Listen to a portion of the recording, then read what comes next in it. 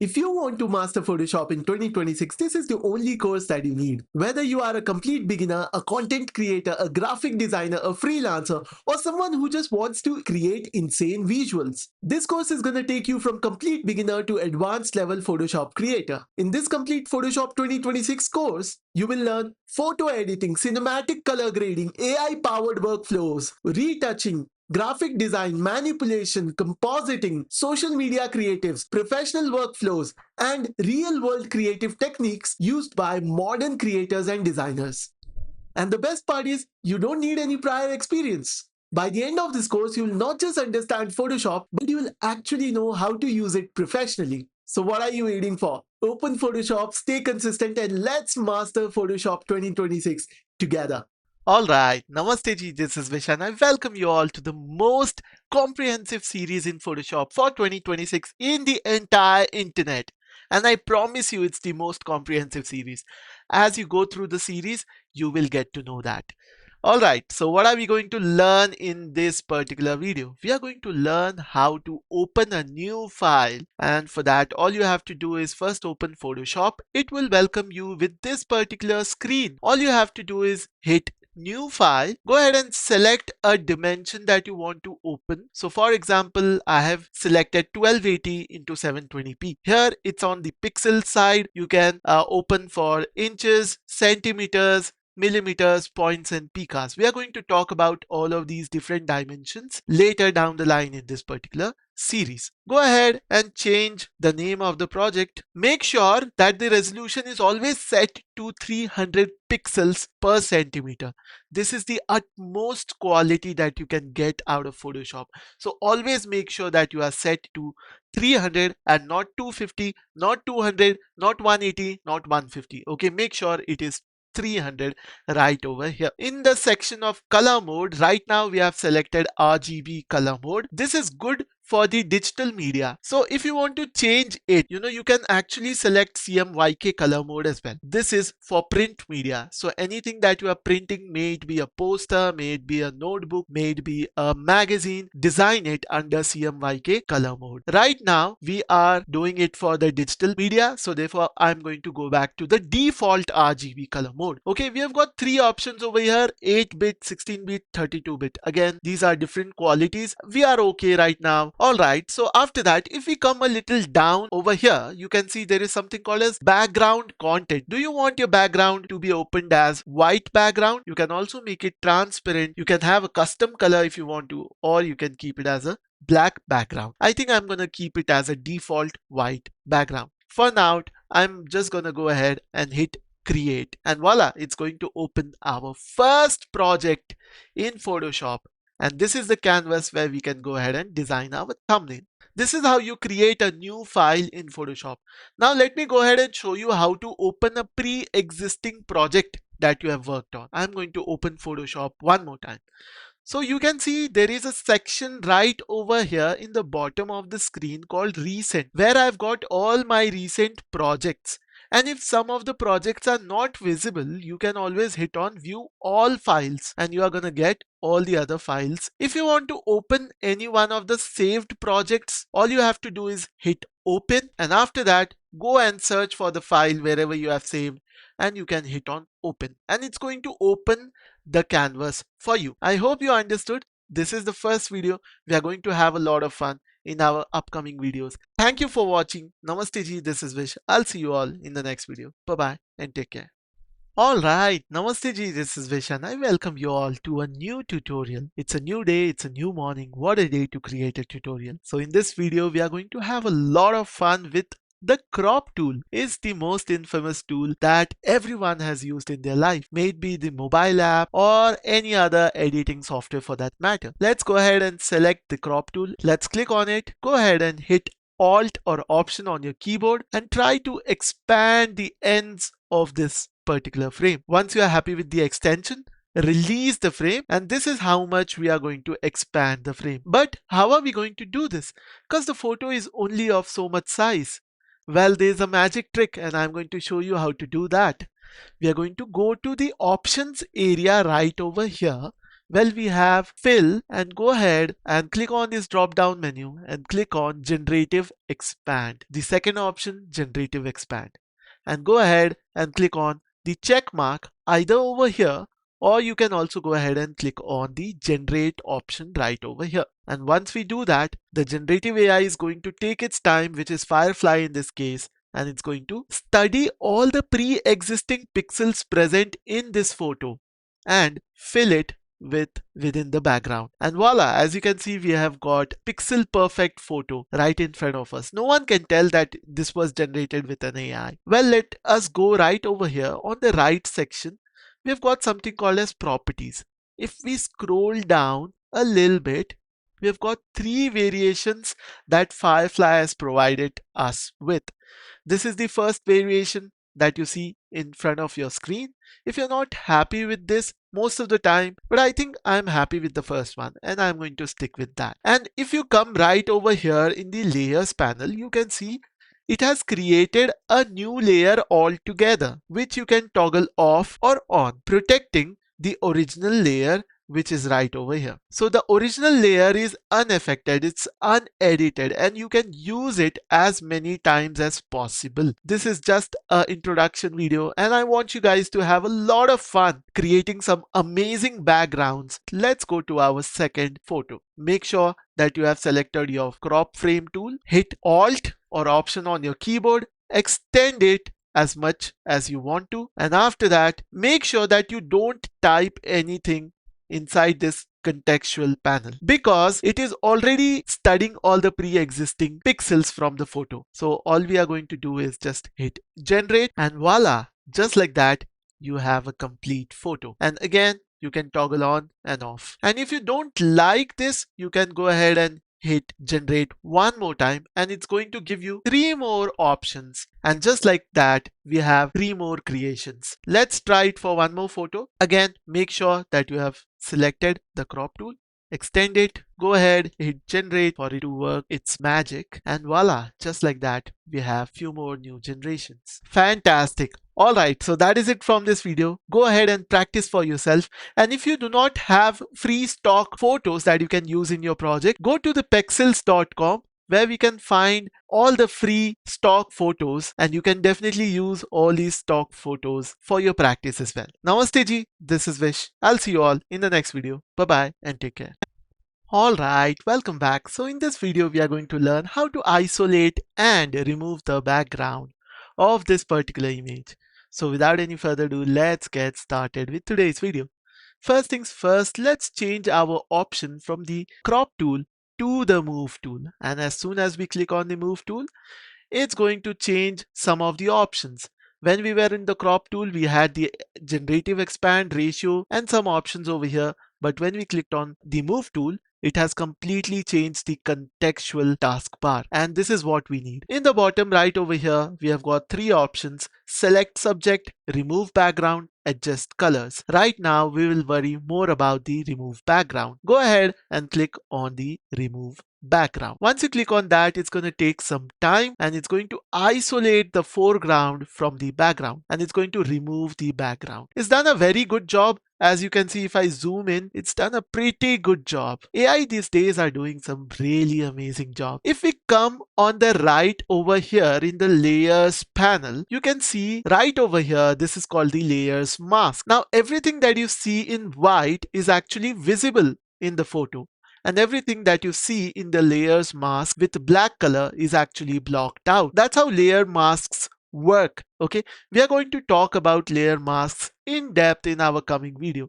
Right now we are just having fun, so just have fun, try this out. And now after that, what we are going to do is we are going to generate a new background. Again, if we come right over here below the image on the contextual bar, we have got some more options. We have got generate background, import background. You can also go ahead and import a background if you want to. We will also try this out as well. And we have got a fill option. If you don't like anything to be there as a background, you can actually also go ahead and try the fill option. So maybe if you don't like it that way, maybe you can just keep it something like that. Alright, so those are the different options present right over here. We have tried the fill one. Let's try generate background first, and then we'll try the import background. Let's click on generate background. Now we can definitely go ahead and just write a general single word giving general results, just like writing beach. Or maybe you can write a descriptive language making it more precise and more specific. So we'll try to, instead of writing beach, we are going to write empty foggy beach with water washing on shore. Okay, this is more descriptive and it's going to give us the better result. Let's go ahead, hit generate, and it's going to take a while and do its magic. Let's wait for it. Alright, fantastic. If we come right over here in the properties panel, if we scroll down, we have got the three variations. If you don't like the first one, you can go with the second one or the third one. If you are not happy with any one of these variations, you can also go ahead and generate three more variations one more time, and it's going to generate three more variations without deleting your previous generations. Alright, so we have got our three more variations. I think I love this one, the third variation, and I'm going to stick with that. If we come down right over here in the layers panel, it has actually gone ahead and created a new layer for us, such that our original layer is unaffected, and this style of editing is called non-destructive type of editing. Alright, so that is it from this video. Make sure that you also go around and practice with different examples. Change the background to whatever that you want to. Play around and have fun. Namaste ji, this is Vish. I'll see you all in the next video. Bye bye and take care. Alright, Namaste ji, this is Vish, and hope you are having a lot of fun in this particular series, cause I'm having a lot. I'm trying to make this as interesting and as easy as possible such that we do all the creative tasks without the cognitive overload of heavy theory. So with that aside, let's get started with today's video. If you're liking the video, go ahead and give it a thumbs up, comment down below, and also let me know. Make sure that your layer is selected, and after that go to edit and click on something called as sky replacement. Photoshop already has inbuilt skies right over here. It has got multiple folders that you can select from, and it has automatically selected one of the sky. As you can see, it has already added an artistic element to a very bland looking sky that we had earlier. Okay, which was this one, right? It was a very bland looking sky, and now we have upgraded it to something else. Let's go ahead and choose whichever sky that you want to from this all these default presets, and I think I like this sky and I'm going to stick with that. Let's hit on OK. We have got some of the options over here. Do you want it in a new layer or do you want to create a duplicate layer? I think I'm happy with the new layer and I'm gonna hit OK. It's going to create all the elements inside a new layer, and you can toggle on and off. If you don't like the sky, you can also go ahead and delete it if you want to by dragging this entire folder and deleting it. I'm going to undo that because I like the sky and everything looks fine. And this is how you replace the sky. Let's try it out with a different example. First of all, we are going to go to our crop tool. I'm going to extend this frame further and create a new frame, a new image, right? I want it to be completely generated, extended. All right, so we have extended the image. I'm happy with the image. What I'm going to do is in the layers panel right over here, let's select both the layers because we have got the extended layer right over here and we've got normal, our default layer right over here. What we are going to do is select both the layers. This is something new that you are going to learn now. Right click on it and click on merge layers. Now what it does, it merges the entire layer. Mind you that this is a destructive option, which means once you merge the layers, you cannot go back. This is a destructive way of editing. However, we are going to learn about all those things in our future videos. You don't have to worry about that. For now, let's go ahead and merge both the layers. And after that, let's go to edit and we are going to go to the sky replacement. Let's change our sky. I'm going to go to this sky. I'm happy with it. I love it. It's going to come under a new layer And that is how you go ahead and replace the skies. So hope you are having a lot of fun. That is it from this video. Namaste ji. I'll see you all in the next video. Bye bye and take care. Alright, welcome back to a new video. Well, there is always something obstructing your way in life, or these blue bars in the case of this particular image. We are gonna go ahead and try to remove these blue bars. No pun intended. Alright, so without any further ado, let's get started with today's video. First things first, let's select the lasso tool, the infamous lasso tool that we have learned all this while. We are going to work with this, okay? We are going to introduce other tools as well going down the line. You don't have to worry about that. But let's have a little fun with lasso tool. I'm going to take the lasso tool. We are going to do a random selection around the pixels. We just want to make sure that we are covering some pixels inside out around this blue bar. Okay, and after that, if you have a look at this contextual bar that is in the bottom area right over here, we have got a couple of options, which is generative fill and remove. As of Photoshop 2026, they have updated this new option called remove. Earlier it wasn't present. If you are a alumni using Photoshop for quite some time, you would definitely know that there was only generative fill, and remove is the new introduction right in this contextual bar. We're gonna try both the options. Let's first try the remove option. Okay, what I'm gonna do is just gonna hit on remove.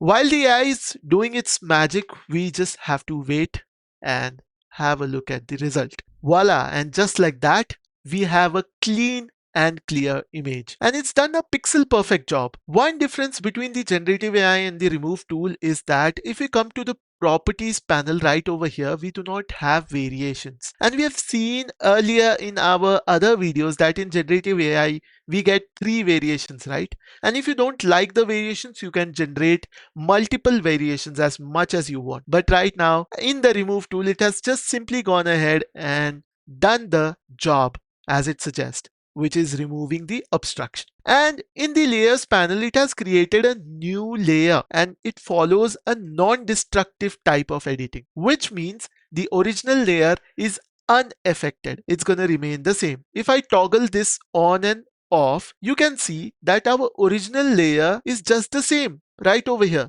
And if you don't like the remove done by the remove fill layer, you can always go ahead and delete this. Let's get rid of it once and for all. I'm going to select the lasso tool, do the selection just the way we have done in our previous selection, and that's going to be our selection. Let's hit generative fill. I'm not going to type anything because it's already going to study the pixels inside out and generate a new generative fill. Wait for a while it's doing its magic.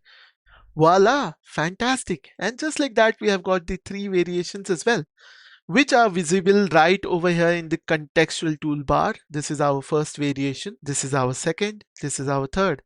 And I think all the 3 variations are pixel perfect. I may use any one of the variations. Let's stick with the first one because that's very obvious. And if you come to the properties panel, scroll it down, you can also see the variations right over here. Now I think I'm going to change my mind to second one. Alright, so that is how you remove the obstruction from your image.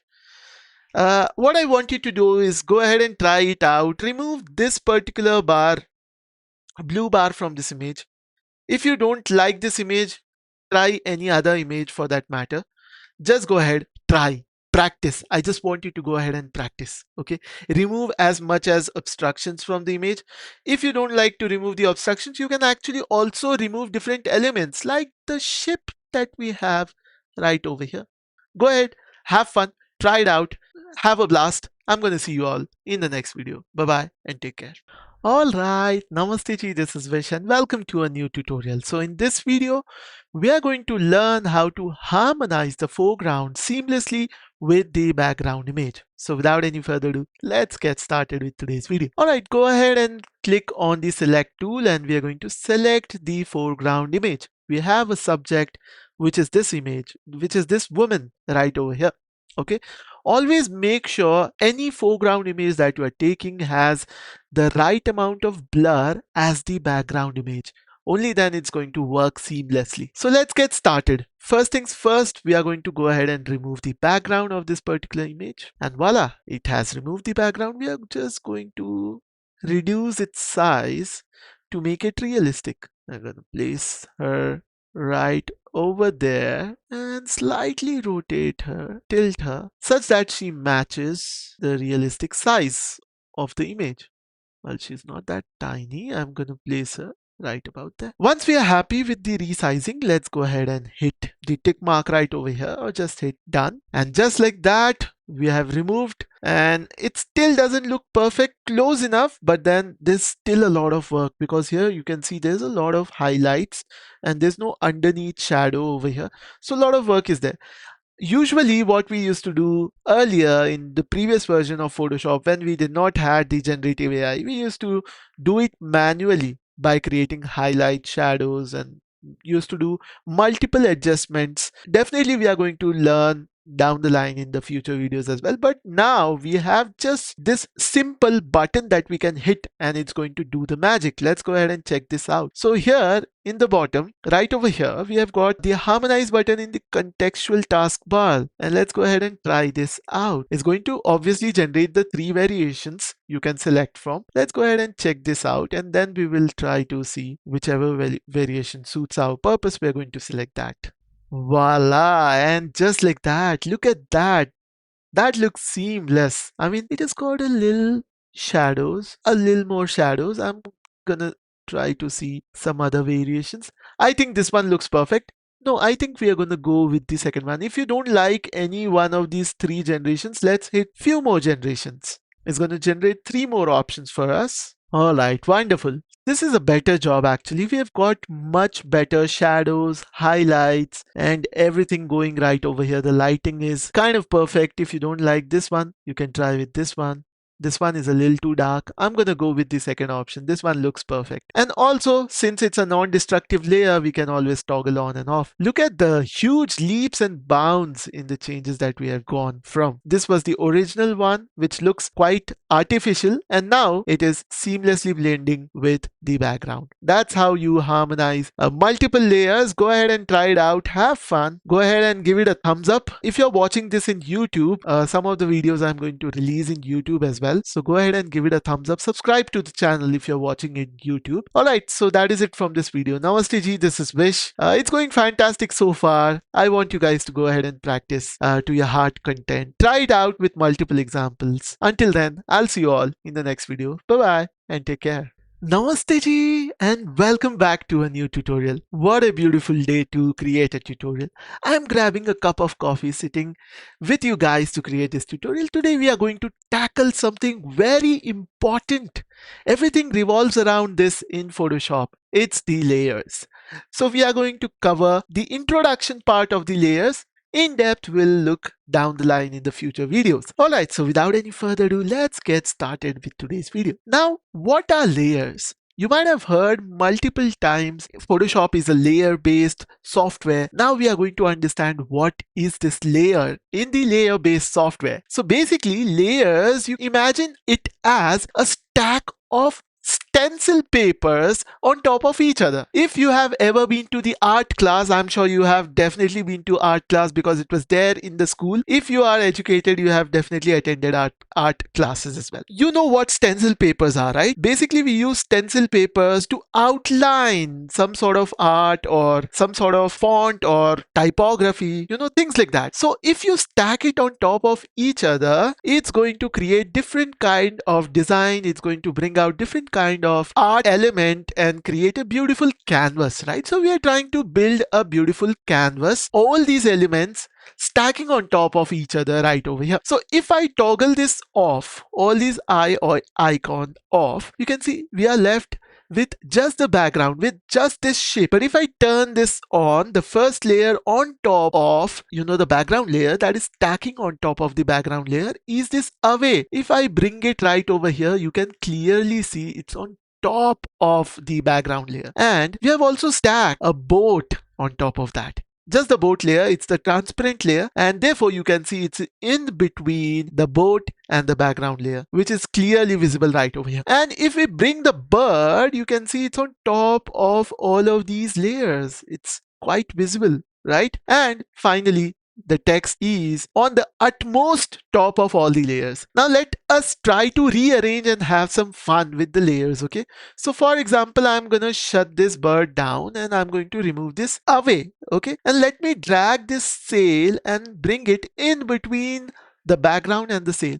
You can see it's in between these two boats, the transparent boat with no background, just the boat, and a boat with the background. In between this background, it could add a stylistic element. Most of the time people, you see designs as such, something like that, overlapping in between each other. Okay, so this is how people create designs as such. Let us keep this away right over here. We are going to click on it and let me rearrange everything. Okay, I'm going to select away, gonna drag it right over here, and that is our design. And that looks like a perfect canvas, right? So go ahead, have a lot of fun with layers, play around with different layers and stack on top of each other, mix and match, and see what you come up with. I'm definitely sure you'd come up with something very beautiful. So that is it from this video. I'll see you all in the next video. Bye bye and take care. Alright, Namaste ji, this is Vish and welcome back to a new tutorial. So in this video, we are going to change the color of all these different elements. We are going to change the color of the hat. We'll try to change the color of the sofa. We'll have a lot of fun changing color of the sleeves, of this t-shirt, of this pants. So we are going to have a lot of fun. I'm going to show you how easily we can and effectively we can go ahead and change the color with just a few clicks. Without wasting any time, let's get started with today's video. First things first, what I want you to do is, we have already used this tool in our previous video. The tool is object selection tool. We have got three options over here: quick selection, magic wand tool, object selection tool. Make sure that you are selecting object selection tool. Now what basically it does is, now with the power of generative AI, Photoshop has become very powerful in 2026. So most of the things you will be able to click and select. Well, earlier you were not able to do all these things. All these magical things were not possible. You will have to manually select things, which we are going to learn, however, okay, to do the manual selection as well. Because AI always doesn't do 100% job. Most of the time, it is very helpful to learn how to create and select things manually. But right now we are having fun, right? So therefore we have taken object selection tool. Let's go ahead and try to change the color of the hat of our subject. I'm gonna select the hat right over here. That is our first selection. Gonna go to the adjustment panel right over here. This is the adjustment panel. I'm sure we haven't done anything in adjustment panel. Today we are going to touch base on some of the properties from adjustment panel. We are going to go ahead, select hues and saturation. Hues and saturation is used to change the color of the element or the subject or the object inside the design of our canvas. Let's go ahead and select hues and saturation. It's going to open a new layer with hues and saturation right over here. And we can go ahead and try to change the color of this slider by moving the slider up and down. Okay, I think I'm going to change the color to slightly blue tint, something like that. And I can increase and decrease the saturation of the image, okay, to something like this. Increase the darkness and lightness of the image, but I think I'm happy with that. Gonna keep it at 0. Let's hit at 0 and let's change the color a lighter blue, something like that. And just like that, with just a couple of clicks, we have changed the color of this particular hat to a blue color hat. How amazing is that? Just with just a couple of clicks. And you can always toggle on and off. If you don't like the color, you want the original color, it is intact right over here. We haven't done any changes on the original layer. We are creating it on top of it. Okay, let's change the color further to maybe green. If you want to change the color to this color, you can definitely go ahead and change it, and it's still intact. Okay, let's go to our object selection tool. Let's have a lot more fun with this pants. I think I kind of like this pants. I'm gonna select this pant. Okay, since our hues and saturation was selected, I'm gonna first deselect and go to our background layer. Make sure that your background layer is selected and not the layer on the top, because it's going to make changes on the top layer. So always go back to the original layer that you want to make changes, select on that. Now let's go ahead and select the pants. It has also selected the sofa as well. We can deselect that. Let's go to our lasso tool.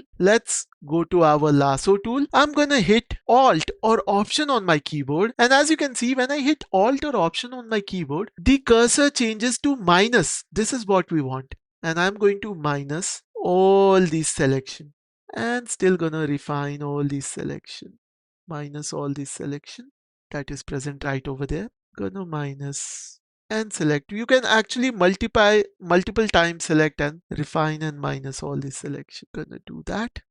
Alright, so that's our selection. It's still got some of the selections left over here. What we can do is now hit shift. If you hit shift, we'll be able to add this selection. And just like that, it has added the selection. And also we are missing this selection. You see, the AI is not always going to do a perfect job. So some of the things you'll have to do it manually. That's why we are going to learn how to manually select and deselect objects going down in the future videos. Okay, and there is also, I'm gonna zoom in by hitting Alt or Option, and as you can see, it's not done a very good job. I'm still gonna deselect all of these and make sure that it does a good job. Okay, and just like that, it has done a good job. I mean, we still have some pixels, it has not done a perfect job, but just to show you in this example, I think I'm happy with that. With that selected, let's go to adjustment panel. Let's again one more time go to our hues and saturation. So while we are selecting this layer, it is only going to affect the hues and saturation is only going to affect on this layer because we have selected only this layer.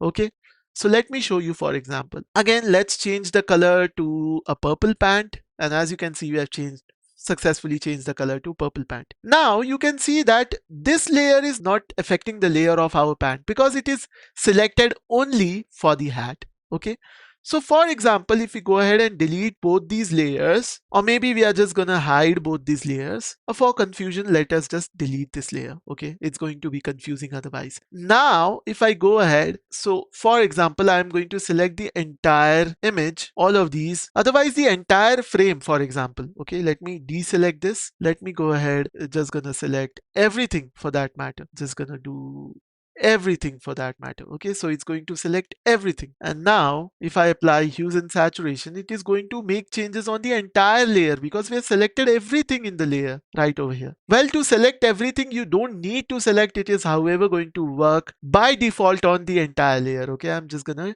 go ahead and delete this.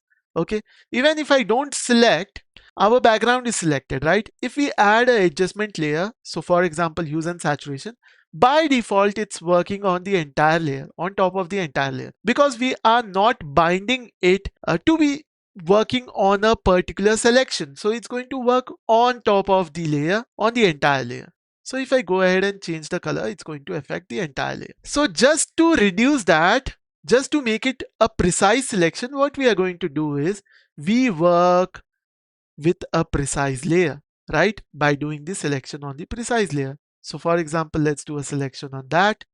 Again, it has not selected properly because we have selected the hues and saturation. Let me undo, go to our background, gonna do a selection on the sofa, and only so much part is selected. I can go ahead and add this other parts as well. Gonna go ahead and add, okay, just like that. Gonna go ahead and add some more things in the sofa, or reduce or remove. Okay, so it's few of the things are manual, you will have to go ahead and do it.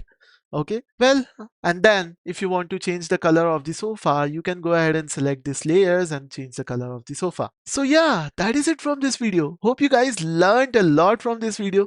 Go ahead, have a lot of fun with different kind of elements, work around with different kind of backgrounds, and do let me know. Give it a thumbs up. Subscribe to the channel if you're watching this video in the YouTube.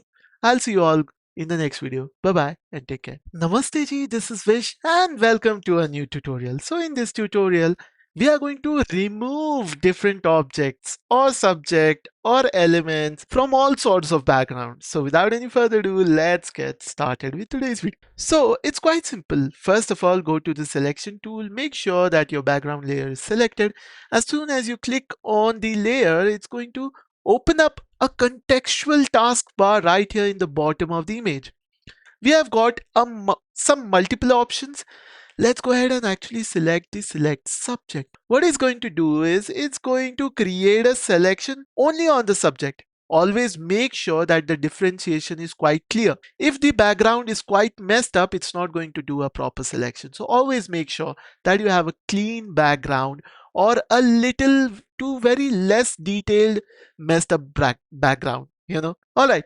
So there are multiple ways of, obviously we have seen how to remove it, or do the generative fill is going to remove that. Okay, let's go ahead and do the generative fill, and we're not going to type anything right over here. We're just going to hit generate, and voila, just like that, it's going to remove the background. Well, but you can see it's not done a very good job.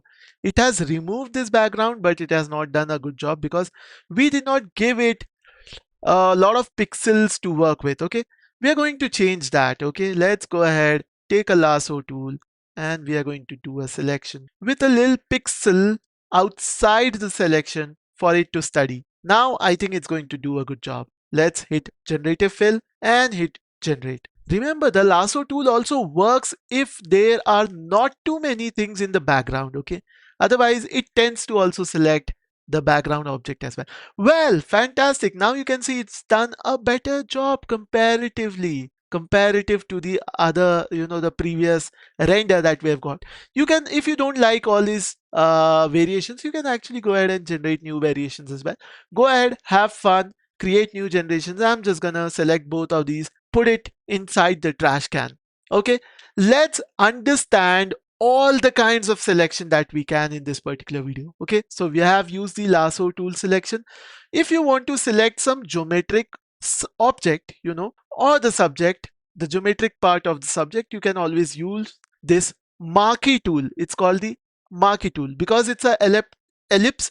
It is called the elliptical marquee tool. We have got different shapes: rectangle marquee, single row marquee, single column marquee. It works exactly the same. Okay, we can go ahead and deselect. That is one of the tool. If you want to work with that, whenever possible, you can work with that. We've got the lasso tool. It's a powerful tool. We've got the selection brush tool as well. Okay, let's go ahead and try this out. So brush tool works something like this. You can do the selection, you can do generative fill, and just do generate. It's going to kind of analyze that selection and try to remove the selection. Let us go ahead and see how it works. Now you can see it has selected the goggles, the sunglasses, and given us this render. It looks quite nice, isn't it? We are having a lot of fun with this selection tool, right? Let me bring this. Oops. Okay. So let's go ahead and check out some of the variations if I want to. I think I kind of like the second one. Okay. Gonna drag this to the bottom, and you can see we have done that changes with the selection tool, right? Let me go ahead and undo that. I'm going to hide it, and we are going to have fun with some more tools. We have covered the selection, lasso. Polygon lasso tool is also a sort of lasso tool. It's going to work on the polygons. Well, I want you to go ahead and try the polygon lasso tool and the magnetic lasso tool. Well, let me cover the magnetic lasso tool. It's quite simple. It's going to magnetically attach to your selection, something like this. I'm not gonna take so much time, just do random selection.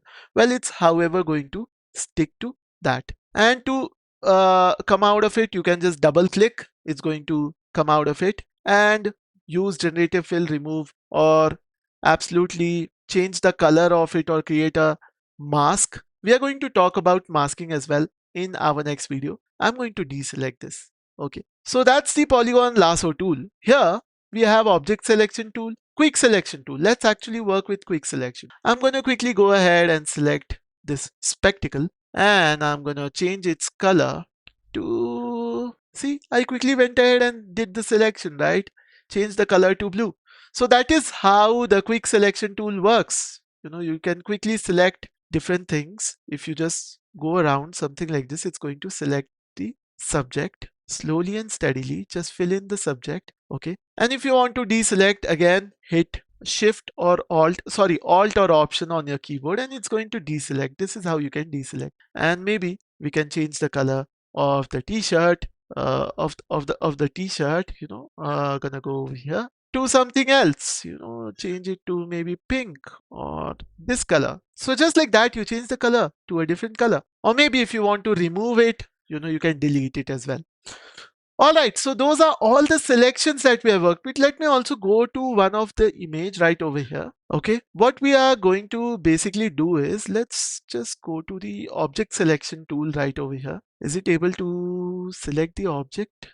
Well, let's select this. Yeah, I think it's working on the object. Gonna add with the shift. Okay, you can go ahead and delete this as well. Let's click on generative fill, hit generate, and it's gonna go ahead and delete this mic from this background. Voila! Let's go ahead, check out some variations. Okay, and just like that, you can delete anything from the object. Let's also work on this blemishes that you see right over here on this particular image's background. Okay, and for that, we can work with something called a spot healing tool. Okay, brush tool. Let's work with that. I'm gonna go ahead and select the background. Gonna increase my brush size by hitting the bracket, right hand bracket. Okay, I'm gonna select that, and just like that, it's going to heal the spot. See, we have cleaned all the spots right over here. Sometimes it's not going to work properly because we have got multiple layers over here. If I hide this layer, all right, so it's not going to work properly on this area. Okay, but other area it's going to work properly. Okay, see, we have cleaned everything. Because there are multiple layers, there's a generative fill. It is not working properly right over here. But all the other areas, you can see it has worked pixel perfectly. Okay. All right. So that is it from this video. I hope you enjoyed this video. We have worked with different kind of selection tools. We have removed all sorts of blemishes, objects, and all sorts of elements and subject from the image. Had a lot of fun. Go ahead, practice this with different kind of images, with different kind of elements, different kind of backgrounds. Try to harmonize, try to create something beautiful out of it. Do a lot of photo manipulation and come back and tell me how you felt doing all those things. All right. So if you like the video, if you are watching on YouTube, go ahead and give it a thumbs up, because some of the videos I'm also going to release on YouTube just to help you guys. All right, so that is it from this video. Give it a thumbs up, subscribe to the channel, and I'll see you all in the next video. Bye bye and take care. All right, Namaste ji, this is Vesh and welcome back. Today we are going to continue further and deeply on the selections. Okay, in the previous video, we have touched base on the basics of the selection, the foundations of the selection. Though we had a lot of fun, that was not in depth. Okay, today we are going to uncover a little more and also a little more down the line as we progress further in the videos. So with that aside, let's get started with today's video. So until now, we have done the selection with the object selection tool. Let's try it one more time with this image. I'm gonna zoom in. As you can see, if I hit Alt or Option on my keyboard, I can actually scroll in and out to zoom into the image. Let's go ahead and select this particular selection. Now, as you can see, I have actually left out these selections as well, right? We have left the spoon.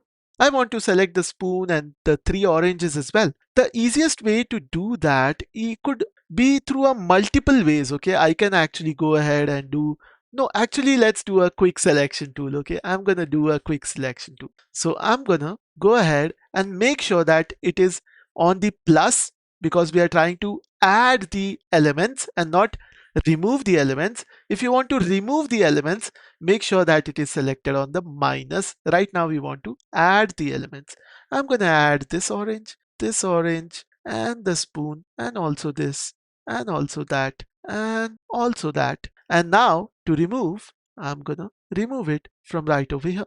Again, if it's not doing a good job, you can always go to the lasso tool to do the finer adjustments. I'm gonna hit Alt or Option on my keyboard, gonna select this area to remove it. Okay, and it has removed it. Further, you can go ahead and refine this. to remove it properly. Okay, and just like that, it has removed the object. Okay, let's go ahead and deselect it, or you can actually go ahead, hit generative fill and hit generate, and it's going to remove this ball from the image. Let's see how it's going to work it out.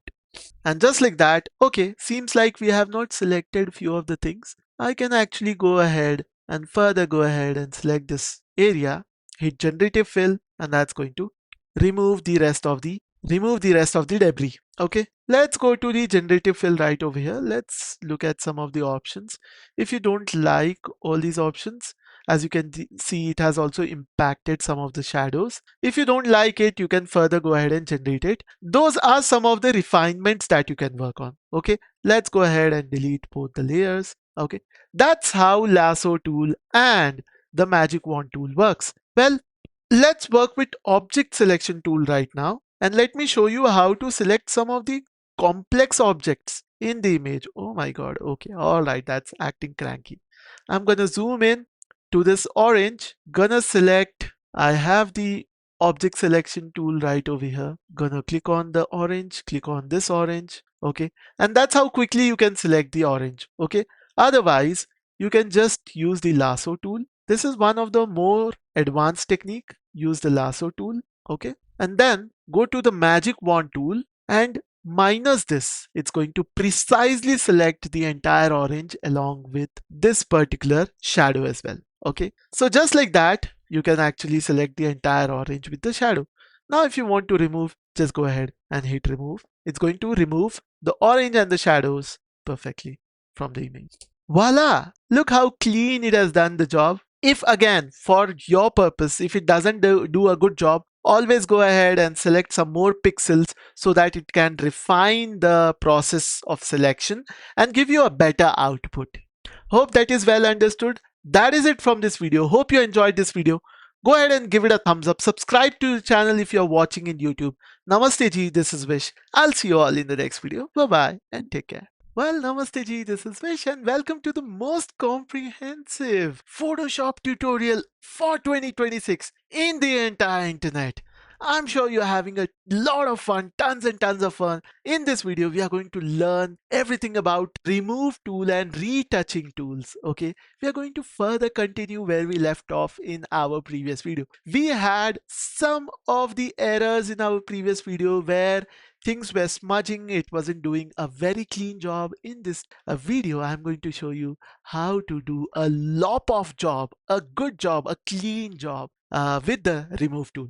So let's get started with today's video. So let me show you the power of remove tool. Okay, if you click over here, there's something called as remove tool.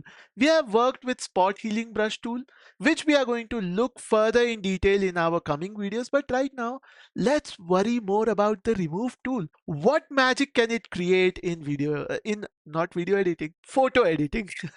All right, let's select the remove tool. Make sure that you increase the size of the brush by hitting the right bracket key. And make sure that you always select more pixels. The more pixels that you select, the AI is going to do a better job because it's going to study all the pixels around the subject as well as inside the subject or element. And that gives more information to the AI to do a better job, to create a new layer, new generative fill layer that is going to replace or replenish the existing layer.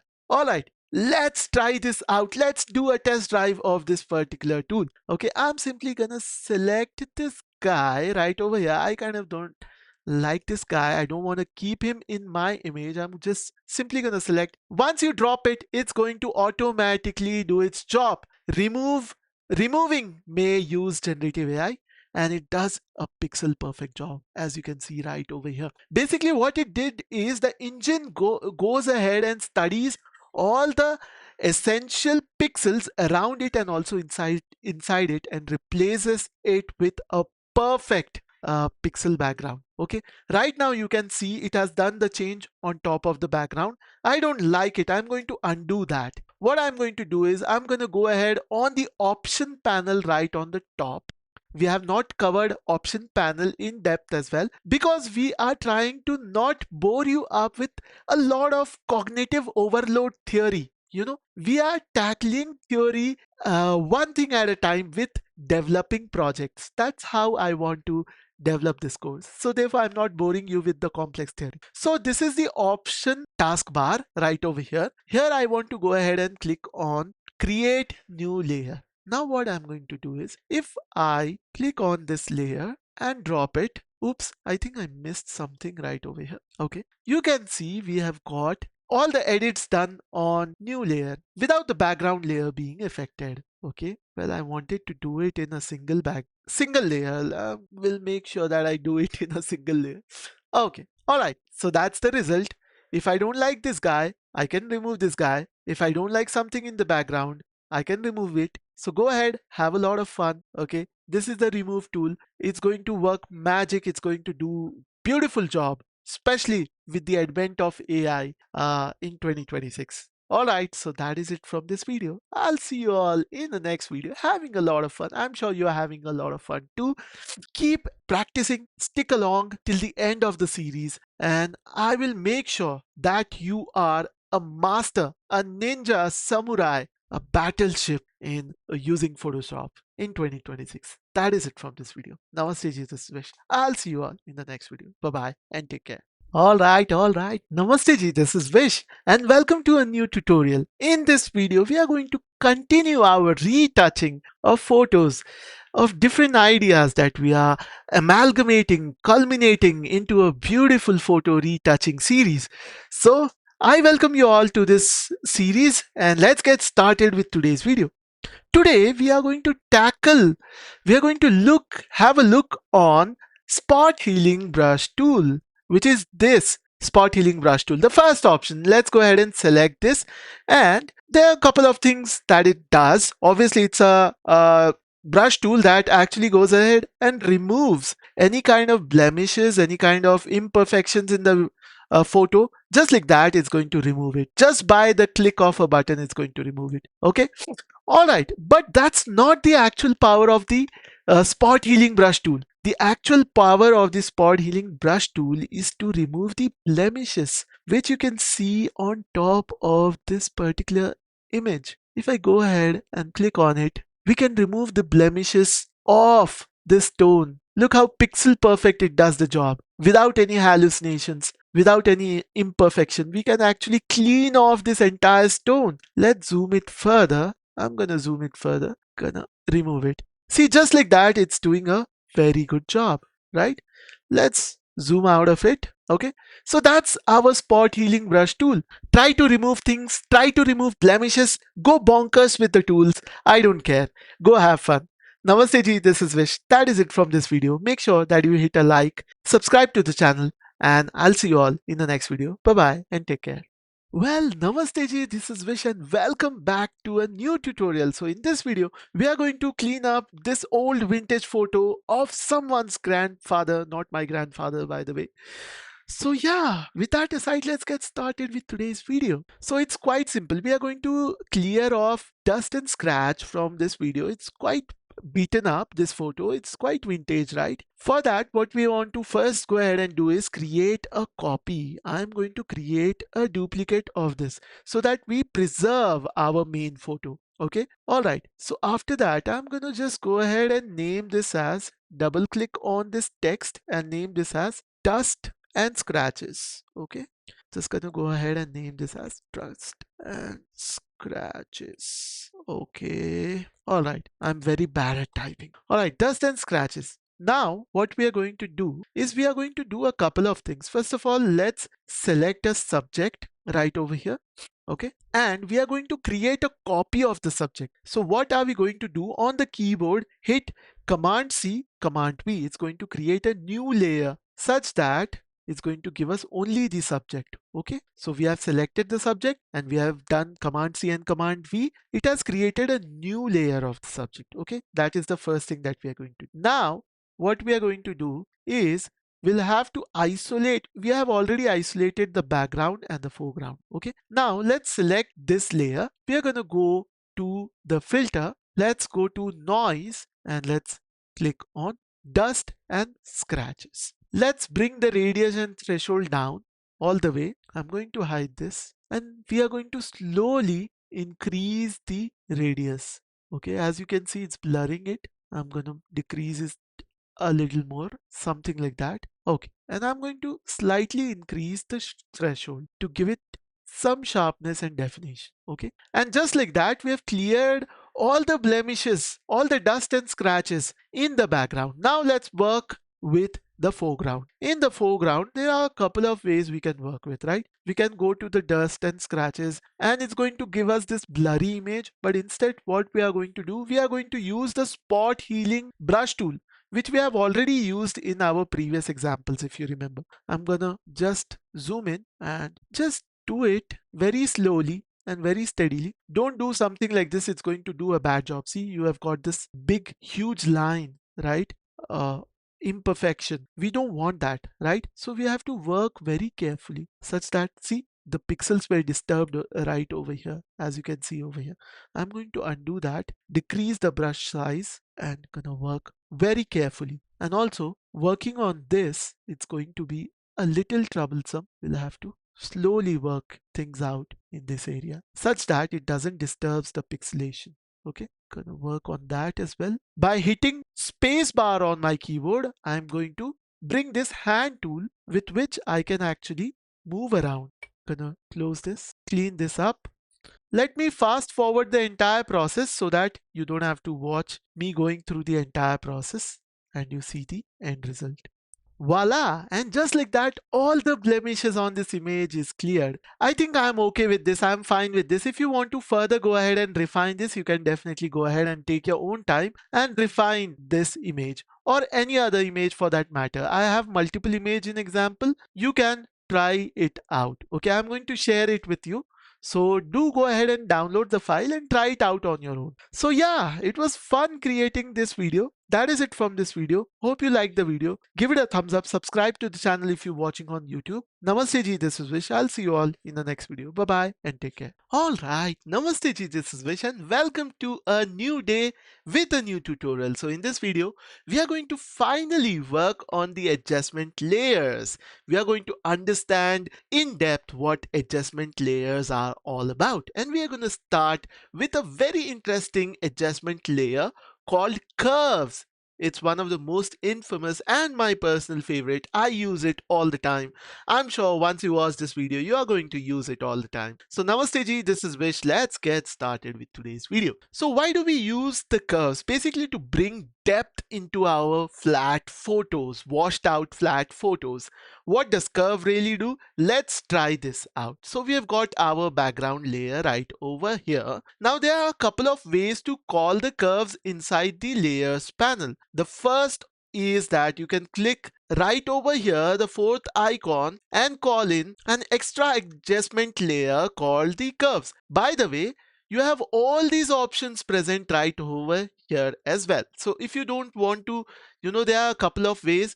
You can either call from the adjustment layer right over here directly, or you can go and call the curves from right over here just by clicking something like this. As soon as you click on the curves, it's going to present you with this property panel where you can go ahead and do some changes. Let's try this out. Okay, right now, as I can see, there is a lot of highlights right over here. I do not want it to be that bright because I feel that I think we are losing some of the details right over here due to the overexposure of the highlights. Let's go ahead and correct that. What I'm going to do is now this area is the highlights, this is the midtones, and this is the shadows. Okay, so highlights, midtones, and shadows. This is how it's spread across this particular graph. I'm gonna simply go ahead and pull this down a little bit. As soon as I pull this down, you can see the overexposure of the image is slightly decreasing, right? And also we are getting most of the highlights in this, the eyes. If I turn this on and off, you can see the difference that we have gone ahead and created. It's actually created more depth into the image, right? You can see from right over here. what I'm going to do is slightly decrease the shadows as well, so that we get better shadows right over here and get better detailing right over here, and we get all the pixels visible to us properly. I still find that there are some overshoot right over here.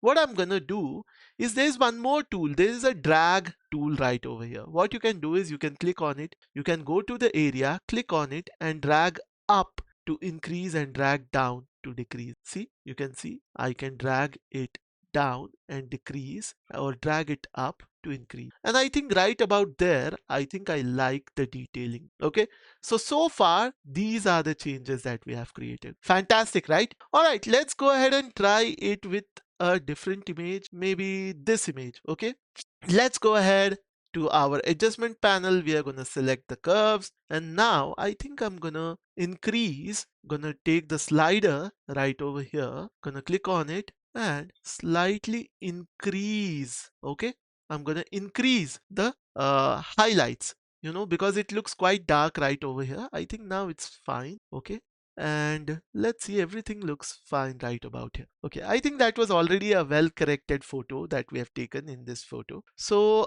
usually if you get a washed out photo, this is how you can increase or decrease the highlight, midtones, and the shadows, and play around and clean this photo. Let's try some other photo out. Let's try this photo out actually. Okay, I'm gonna go ahead to the adjustment panel, choose the curves. This looks quite washed out. I'm gonna actually go ahead and slightly reduce this, increase the midtone slightly, about so much, and give it a nice S curve, something like this. Wait. Oh, I think that looks perfect. So we have got these 3 points into this particular curve, right? If you create multiple points, so for example, I'm creating this point, random point, and this point. And now that you want to remove these 2 points because it doesn't add any value to the photo, so all you have to do is just drag and pull it out, drag and pull it out.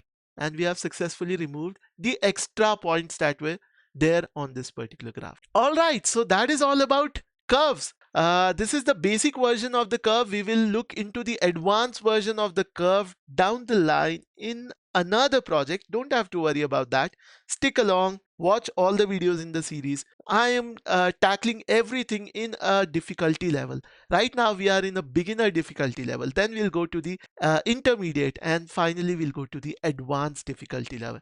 It's the most comprehensive tutorial that you can find in Photoshop in 2026. Tutorial beautifully, okay, just for you guys, so that you guys can easily understand, digest, and assimilate, just the way how I learned design. So that is it from this video. Hope you liked the video. Give it a thumbs up, subscribe to the channel. I'll see you guys in the next video. Bye bye and take care. All right, Namaste ji, this is Vish. I'm super excited for today's tutorial because we are going to uncover a very important feature present as of Photoshop 2026. It wasn't there earlier, but now they have updated this feature, and it's a beautiful feature. It's a beautiful feature. How do the Italians call it? It's amazing, right? It's Mamma Mia. So that kind of feature. All this while we were talking about the adjustment layers. All right, jokes aside.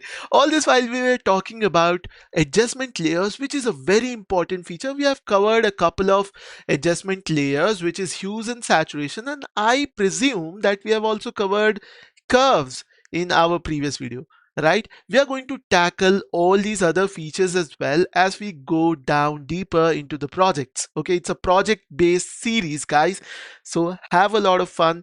We are going to slowly cover everything. I do not want you to be tasking your head with the complex theories, so therefore I'm going one step at a time, just for you guys, so that you guys can digest, assimilate properly all the concepts that I'm trying to teach over here.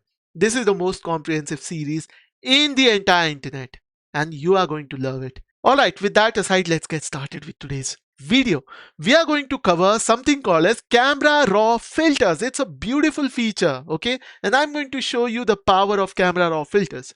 To get started with camera raw filters, it doesn't apply on the normal raster background or the image. We'll have to convert it into a something called as smart object. So for that, we'll have to first go ahead to preserve the background layer. We'll have to go ahead and create a copy. I'm just gonna go ahead and remove the lock icon, and I think I'll name this as cam raw image. Okay, you can name it whatever that you want to. Okay, so cam raw image, right click on it, gonna convert this to the smart object, and just like that we have converted to the smart object. So basically what smart object does is it retains the quality. So how much ever, so if this is, you increase or decrease the size of the photo, it is not going to pixelate because it retains the original quality of the image. Therefore we convert the normal raster layers into the camera into the smart object. Okay, all right, let's hit okay, and we are going to go to the filter. And from here, there is something called as, first go to the filter, you will find camera raw filter. Just like that, a new window opens up with all these beautiful options. Let's work this out. As you can see, there's quite some darkness in the background. We can actually go ahead and increase the exposure slightly. Okay, we can also increase the contrast slightly, not too much, not too drastic, but just slight contrast. Highlights, I think it's perfectly fine. Shadows, slight shadows we can increase the blackness a little bit so that blacks are more blacks and whites are more whites. We are going to cover this the color correction. However, in the color correction series, as we are moving down the line, there are multiple projects that we are working in. Okay, starting from this project, you will understand how to work with light, shadows, hue, saturation. We have already covered hues and saturations, right? All right, let's go down over here in the color mixer. Well, before that, let me show you the before and after. To see the before and after, all you have to do is toggle the visibility. See, such a beautiful change, right? We have made so much changes on the photo, and it's for the good, right? It's for better. See, it looks beautiful. Let's go to the color mixer. As the name suggests, it's the color mixer. We have used this already in hues and saturation adjustment panel. Well, you have much more option right over here when it comes to the colors. We have got too many colors that we can work with. Slightly, we can actually go ahead and also change the color of the red, or you can increase the reds or decrease the reds. I'm gonna keep it the same, something like this. Okay, increase the orange if you want to. I actually want to increase the blues so that we can give the contrast between the background and the foreground. I'm gonna slightly increase the blues. So this is the blues. I have increased the blues. You can change the color of the blue to completely to purple, but I'm gonna just keep it as strong blue. Okay, if you want to change the color of magenta, if there are a lot of magenta present in the color in our photo, and mind you, only the color that is present over here is going to make change. So for example, if you are making changes on the reds, all the reds inside the image is going to be affected and nothing else. Okay, so only the desired color that is present in the image, we can only make changes on that. Okay, it's not going to affect the entire photo. Okay, so I think I'm happy with that. Let's toggle on and off. So we have made so much changes in the photo. And there is also something called as color grading. We have not yet touched base on the color grading. We will look into this in depth, guys. You don't have to worry about that right now. All right, we will get into that, okay, as we are moving slowly into projects. Okay, right now what I want to do is I actually want to create that warm and cold tones, that yellow and bluish tones that you usually find in cinemas, right? In cinemas, in different kind of films that you're watching. I want to bring in some warmth in the mid-tones of this photo, slightly, ever so much. Now you can see, let me turn off and on. It has turned into this warm color. I love it. And I want to increase the shadows and make it cold so that we can bring in that contrast, that beautiful contrast between the warm and the cold. Okay, just like that. So like that. And also try to blend in properly and make it a beautiful balance. Slightly reduce it actually. All right, I love it. Let me show you the result. This is what we have achieved in the color grading. Okay, with all of those features, I'm gonna go ahead and hit OK. Okay, and voila, just like that, we have a new layer with the smart filter right over here. If we toggle on and off, you can see the great ginormous improvement we have done on this particular photo. It looks quite dark and bland, and we have gone ahead and added a lot of details and improvement on this photo. You can further go ahead and refine it. I just wanted to show you some of the basic features. Go ahead and try it out for yourself with multiple images. Make sure that you select the images that are not already color corrected, because color corrected images you won't be able to do a lot of detailing on those photos. So make sure you are selecting raw photos. Okay, go ahead and type in raw photos and search for it in pixels, in Pixabay, and some free platform. If you are using Adobe stock footages, I think most of the photos in Adobe stock footages are going to be absolute color corrected. So try to search around. However, I'll be providing you this photo down in the description below. If you like the video, give it a thumbs up. Subscribe to the channel, and I'll see you all in the next video. Namaste ji, this is Vish.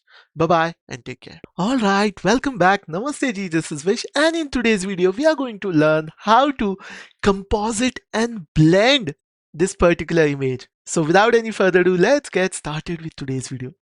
Now, anything that you can imagine in your head, you can actually go ahead and create it in Photoshop with the help of generative AI and also your editing skills, photo manipulation skills. Obviously, that also comes in handy. Always be creative thinking, okay? Always be thinking creatively. Let's go ahead and try to see what creatively we can go ahead and composite this photo and blend into. So let's get started. So first things first, I'm going to use the marquee tool for this example.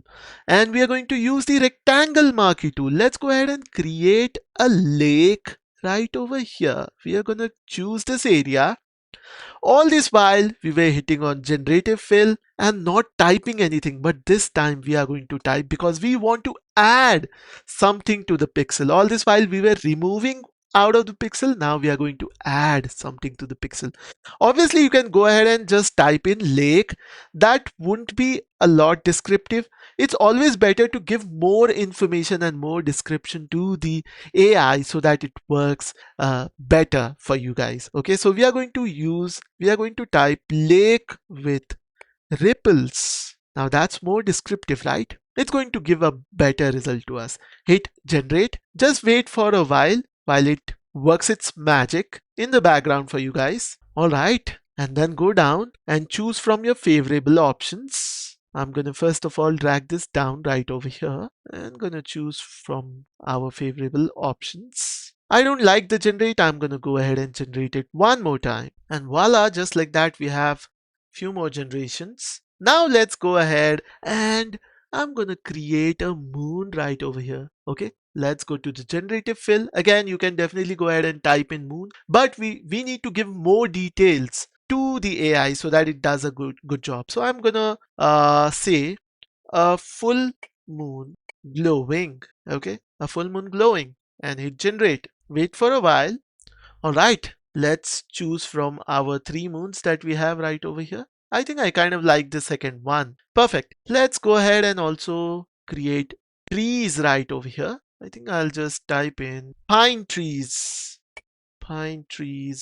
canopy, and gonna hit generate. And just like that, we have some of the pine trees options right over here. Now you can go with pine trees or you can go with any other type of trees. Maybe you can also go with coniferous trees if that's your coniferous trees. Canopy kind of will give some generation on coniferous trees. Yeah. So I kind of like these kind of trees. Okay. Works perfectly. I think I like the third option right over here. All right. And after that, what else can we do? I think we can also go ahead and add in some ducks right over here. Ducks swimming. Yeah, I think that would work. Perfect. I think I kind of like the first one itself. I'm gonna stick with the first one or the third one. Both are very good. Okay, I think I'm gonna stick with the third one. So that is how you composite a image. How powerful was that? Go ahead, try it out for yourself. I'm going to share this photo with you guys. However, I'll share with you a folder with multiple photos that you can try and do editing on. And also, if you want to find free stock footages, you can, photos, you can go to Pexels or Pixabay and try it out for yourself as well. So, all right, that is it from this video. Hope you like the video. If you like the video, please go ahead and give it a thumbs up, subscribe to the channel, and comment down something below if you're watching in YouTube. Okay.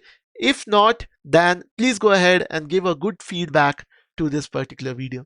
Namaste ji, this is Vish. I'll see you all in the next video. Bye bye and take care. Alright, Namaste ji, this is Vish. What a day, what a morning to create a new tutorial. Today we are going to learn, further continue where we left off in our previous video. We have started doing compositing and blending, right? We have covered a little bit about the compositing, but we have not yet touched base on the blending section, right? We'll just touch base on the blending section in this particular video. So without any further ado, let's get started with today's video. So we have got this two layers right over here. First is the background layer, this image, and we have got a moon over here, right? We have taken the moon and we have placed it on top of the background. So what we are going to do is I'm going to turn this off. Right now this layer is visible because this is the full image and it's on top of the background. You have already understood the basics of layer system, I hope, in the previous video, so I need not have to explain it back to you guys, right? You understand that. So therefore, because this is on the top, so therefore it is visible first and then the background is there. But what we want to do is we want to blend this image with this image, the quality, the pixels of this image, play around with this image. Okay, let's go ahead to the section right over here. On the top we have got something called as normal, right? Let's click on this drop down menu. We've got dissolve. So if I hit dissolve, what is it gonna do? So if I hit dissolve, what is it gonna do?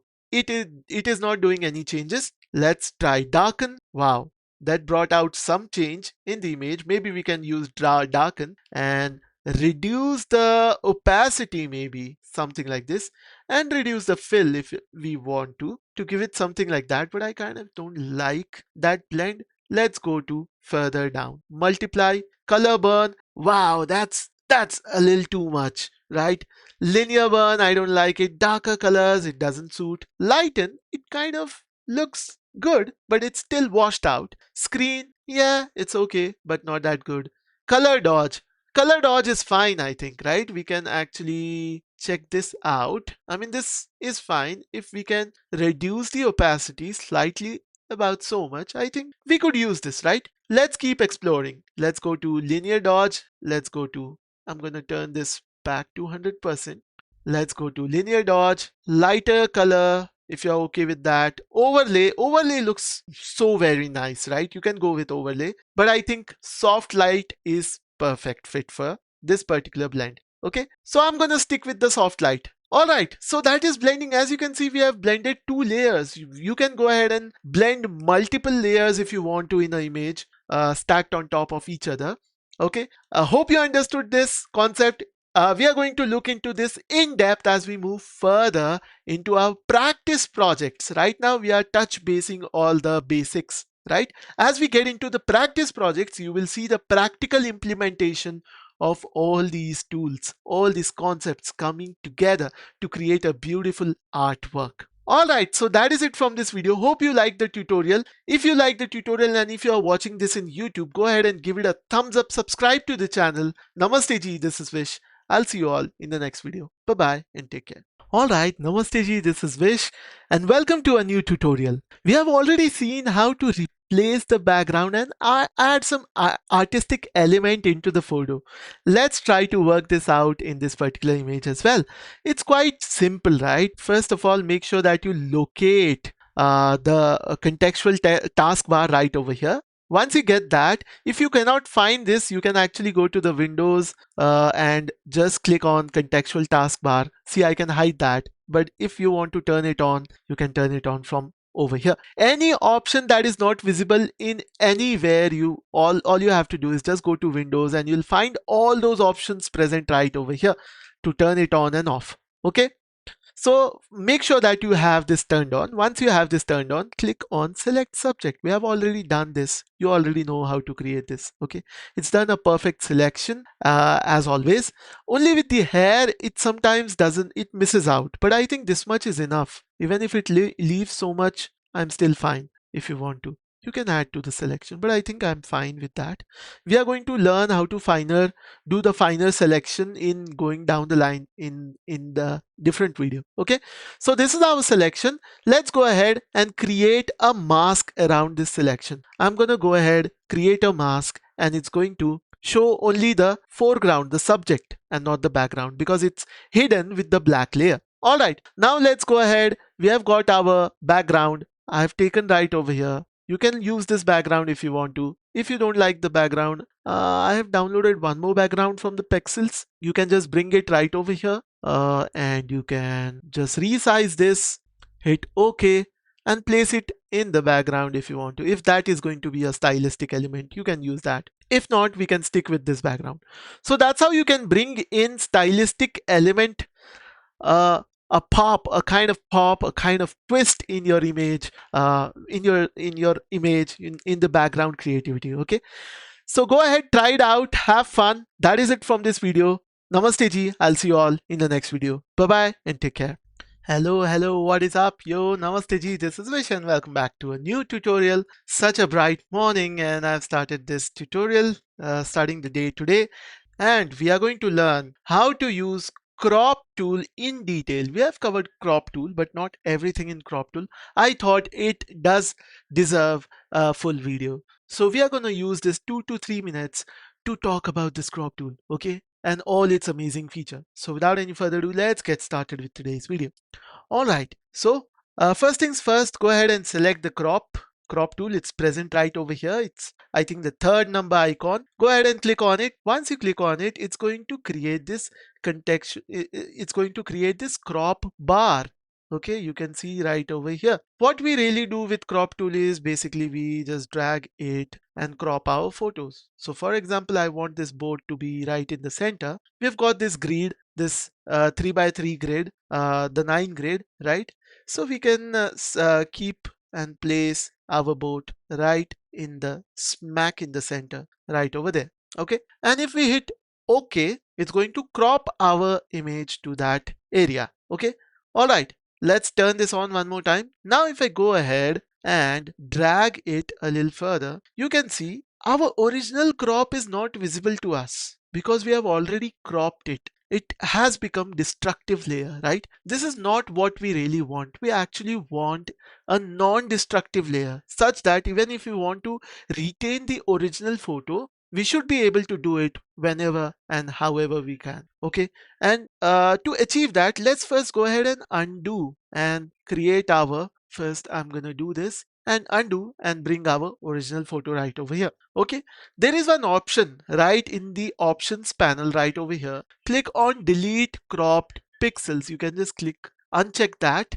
and now if I go ahead and, so for example, crop it something like this, and whenever if I want to crop it back, I'm gonna pull it back something like this, and we get the original photo with all the pixels intact. All right, so that is how you crop the photo. Okay, and also if you want to actually not get the transparent, or rather you want to get a generative expand, let's try this out as well. Okay, what we are going to do first is click on delete cropped pixels. We are going to try this out and click OK.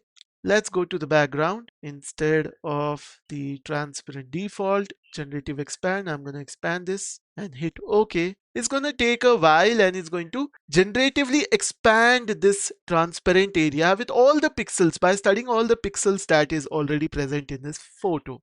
And we just have to give it a couple of minutes. We've got three options. You can select from whichever option that you want to. Okay, and you can just settle for that. But if you don't like that, you can just go ahead and delete this out. Okay, we are going to undo this and we get our original pixel. So that is how you work with the crop tool. Hope everything is understood. Namaste ji, this is Vish. I'll see you all in the next video. Bye bye and take care. Namaste ji, this is Vish and welcome to a new tutorial. So what are we doing today? Well, are we looking at a blank canvas? Because most of the time, most of the creative people in the industry, they start right from here, looking at a blank canvas. And it's quite tricky to come up with something. Initial few days, it will be very difficult. Well, but with Photoshop 2026, we can do something else. We can go ahead and hit generate image and we can ask whatever that we want to generate in this particular area. So for example, I'll just say a bird, a hummingbird maybe. Let's give it some more description. Sitting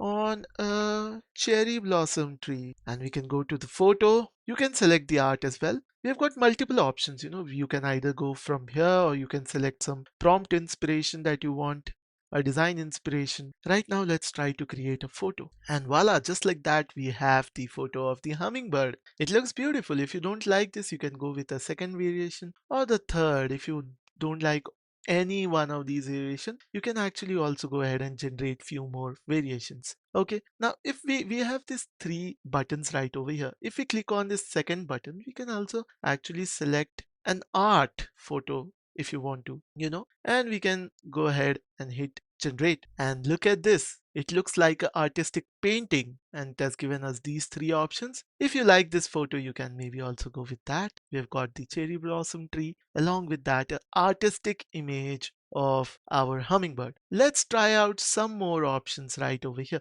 If you want to go with any other, say for example, some sort of art movement, you can maybe go with Art Deco, Art Nouveau, Baroque, Bauhaus movement, Cubism. Lot of different types of art movement are present right over here. So maybe, for example, let's go with Bauhaus movement. Okay, and if we go ahead and hit generate right over here, it's going to generate us hummingbird sitting on a cherry blossom tree in Bauhaus movement style. And look at that, just that, oh my god, look at the precision of the style. And just like that, we have three images that are created in the Bauhaus movement style. So just like that, bye bye to the blank canvas and start creating some amazing things using generative AI right over here. Alright, so that is it from this video. I'll see you all in the next video. Bye bye and take care. Have you ever wondered how those beautiful looking continuously looping GIF videos are created? Well, we are going to learn exactly that in this particular video in Photoshop. So without any further ado, let's get started with today's video. So what I've gone ahead and done is, this is the background layer and I've gone ahead and created different colors for the shawl and the earrings. Now we have already seen how to create that using hues and saturation in our previous video. So I've got all the different colors right over here. So if I close this, you can see the second layer is the green color, the third layer is the pink color, the fourth layer is the blue color. Let's go ahead and actually GIF animate this. And to do that, what I'm going to do is gonna go to the windows. Here, there is something called as timeline. Go ahead and click on it. It's going to open up a window. Go ahead and click on create video timeline. It's going to give you this particular timeline. Okay. Usually this timeline will open up somewhere right over here. Well, you can dock it wherever that you want to. You can dock it in the corner somewhere over here if you want to dock it if you have a bigger screen and you have more space to accommodate everything, you can actually do that as well. Otherwise, you can space it out something like this and you can dock all these options anywhere that you want to. I can dock it right over here below this, or I can dock it, just keep it floating something like this right over here. Okay, and I can also go ahead and resize this. Well, I'm gonna keep it floating right over here for now because I also want to see what is present right over here in the image and all the kind of changes that we are going to make on this image. Okay, I'm gonna go ahead and crop this timeline a little bit. That's a very long timeline. Gonna keep it to 3 frames. It edits the same how you have, how you are used to editing in the Premiere Pro. Let's go ahead and reduce alright. And the timeline is going to reduce to 3 frames. Now let's go ahead and give it some variation. I'm gonna drag it right over here, keep it here and keep it here. Now as the timeline is moving, first it will show the yellow color, then it is going to show the second color, third color, fourth color, and the fifth color is going to be the final. And finally, what we are going to do is click on this hamburger menu right over here and we are going to click on loop playback. Make sure that this one is selected. If it's not going to loop playback. Okay, go ahead and play it. And as you can see, we have got a perfect looping video, GIF video. So this is how it is. Beautiful, right? You can also go ahead and render this out, save it, go to export, export as, and make sure you can export this as GIF right over here. Okay. So as simple as that, you can, export a GIF and use it wherever that you want to. Otherwise, if you are using it for a website, make sure that you save as web. Okay. So yeah, that's how you create a GIF video. Wonderful, right? All right. Interesting. Go ahead and try it out for yourself as well. Namaste ji, this is Vish. That is all from this video. If you're watching in YouTube, make sure that you give it a thumbs up, subscribe to the channel, and write a comment whether you like it or not, if you are enjoying this series or not. I would really love to hear what you have to say. That is all from this video. I'll see you all in the next video. Bye bye and take care. Well, Gaussian blur. The name of the game is Gaussian blur. We are going to learn how to create a depth field using Gaussian blur. We've got these two layers. One is the foreground, which is this bird right over here. I can hide it and let me show it back. Bird and some grass right over here, and the background. Now what we are going to do is we are going to create a depth of field on the bird and these grass using Gaussian blur. So without any further ado, let's get started and let me show you how to do this. I'm gonna go to the filters right over here. On the blur, we have got the Gaussian blur. Let's go ahead and click on it. I can push the slider a little bit right over here and you can see the quality of blur it's making right over here. Otherwise, you can also drag this like this and slide it and see it on your actual image. I think so much blur looks natural, and that's the depth of field, right? You can also completely blur it like this. That's not going to make it any better, right? So we are going to reduce it down and keep it something like this. And just like that, we have gone ahead and created a Gaussian blur. Go ahead and try it out for yourself as well.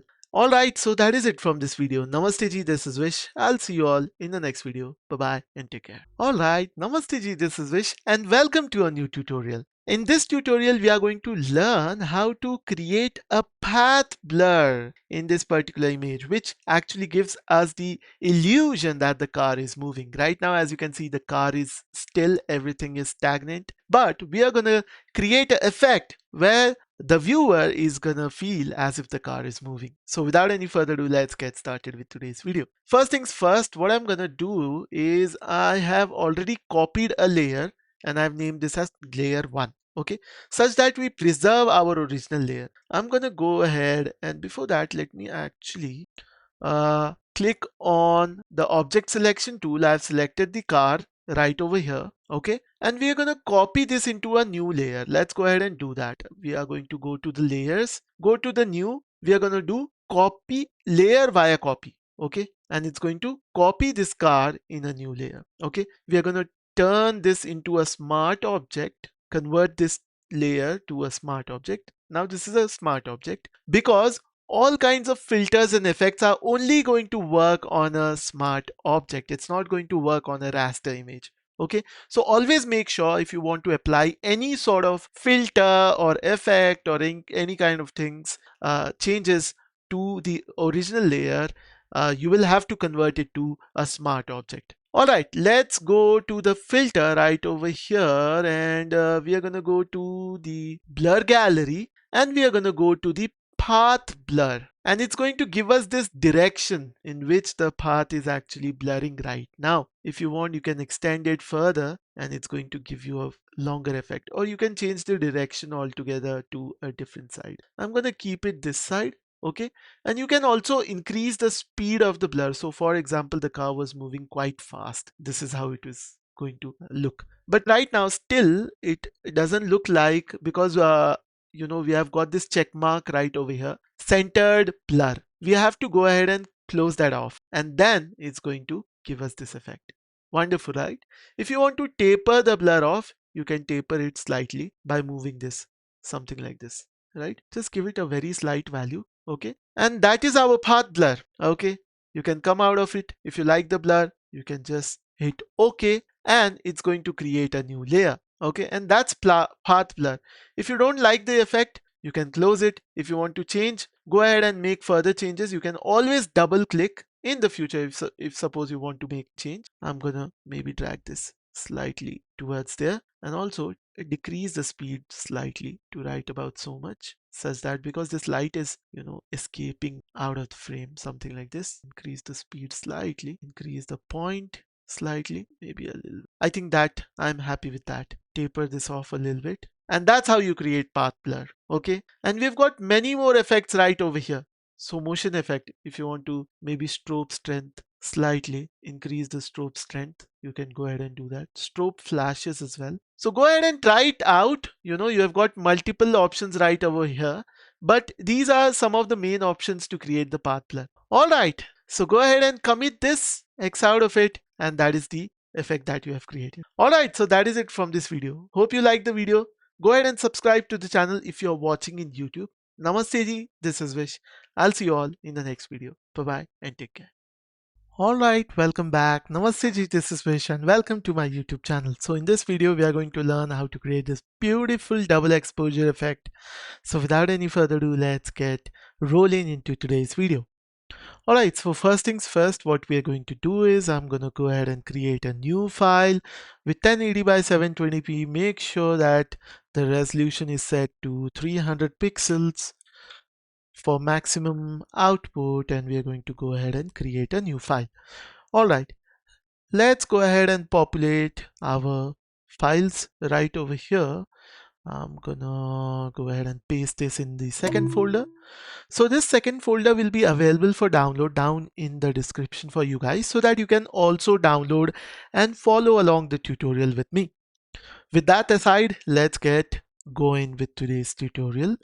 There are multiple photos, but this is the one that I'm going to use for today's tutorial. Most of the time in double exposure posters, you will see a side profile, because there's a lot of things that you can work with the side profile.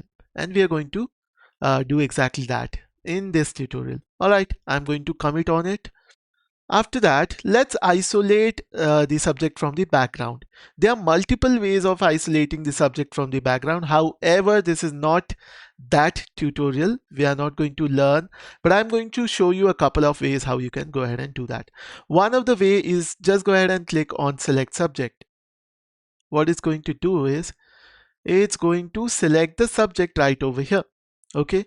And after that, all you can do is just hit on the mask. Okay, and it's going to isolate the subject from the mask. Okay, all right, so it has isolated. If we close the background, you can see it has done a pretty good job. And as you can see, our subject is missing a shoulder. Let's go ahead and fill the shoulder with the help of marquee selection tool and content aware generative fill. We are going to hit generative fill, and let's go ahead and hit generate. What it's going to do is AI is going to give you a couple of variations. It's going to generate the variations, trying to fill in the missing parts. Okay, as you can see, the shoulder just popped out, and we've got a couple more options. I think I'm happy with the first one. I'm just going to stick with this one. Okay, once you're happy with that, let's go ahead and merge both the layers. We are going to select both the layers, right click and click on merge layers. And now it turns into a single image. Let's go ahead and write it as subject. As you can also see, when I turn off my background, along with the shoulder, it has also given us the background, okay, which is white in color. We do not require this. To isolate this, there are multiple ways, obviously using the pen tool as well. There is one option right over here, remove background, right? If you click on that, you can see that the background is removed. Okay. All right. So let's turn on our background layer. I'm gonna go ahead and select my second photo that we are going to use, which is going to be this photo. Okay. Let's go ahead and reduce the opacity so that we can see how the photo looks if we double expose it with the image.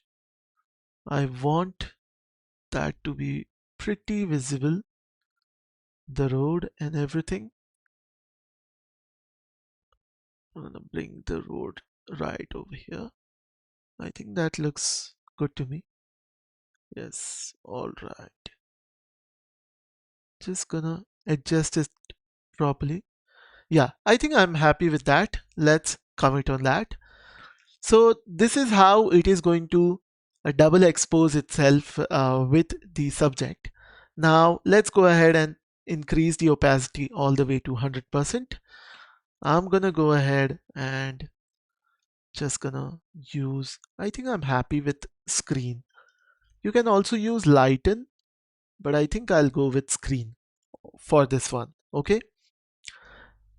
Okay, so we have just created that, and let's go ahead and create a layer mask. Okay, I'm going to create a layer mask for this particular background. Okay, and just gonna clean it using the paintbrush tool. So what it's going to do is, if we paint it black, oops, all right, so black and white. Okay, so if we paint it black, what it's going to do is it's going to chip off, remove, basically erase without being non-destructive, without being destructive.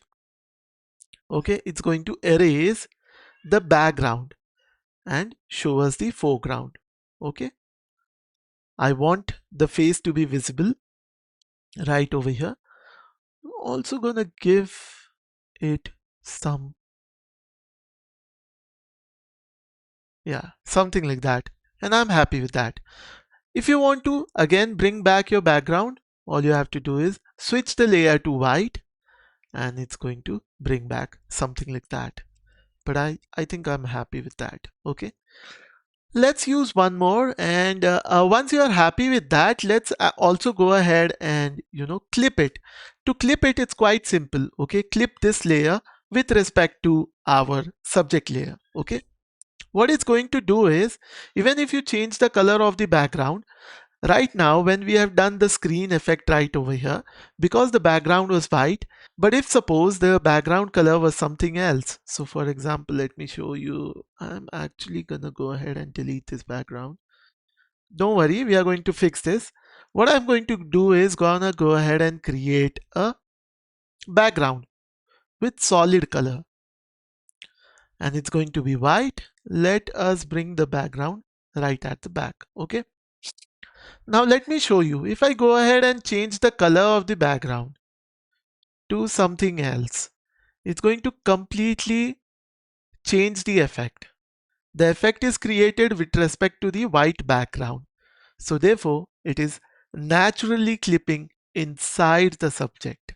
Okay. Therefore, this background is naturally clipping inside the subject. Hope that is clear. Okay. Cannot get any easier than that. Okay. All right. But what I'm going to do is I'm going to, however, clip this background with respect to the subject. And it could be done by clicking Alt on your keyboard. And I'm gonna click it right over here. It's going to clip it now. Now, even if I change the color of the background, it's still going to stay clipped, as you can see right over here. I'm gonna cancel that. Okay. All right. And just to finish this up, what I'm going to do is I'm gonna add some birds to our background. You know, not the background. Actually, I'm gonna keep it right over here. Okay. Let's transform it by hitting T on the keyboard. I'm gonna place it right over here, the birds. Reduce the opacity just to check how it's going to look. Let's keep it above the mountains because the birds are gonna fly above the mountain. But at the same time, I want it to give that 3D effect of the birds flying out of his brains. Okay, just gonna do that, and let's commit on it. Gonna increase the opacity, and now let's use darken. I think darken is looks good to me. After that, we are going to refine this. Let's create a layer mask, and we are going to use the paintbrush tool. I'm going to just kind of do that, soften it so that it looks as if it's the birds are flying out of the plane. Gonna keep it right over there. Shorten it down a little bit. Let's check if everything looks fine. We've still got some unevenness. Gonna use the paintbrush. Gonna select this and I'm going to paint on that.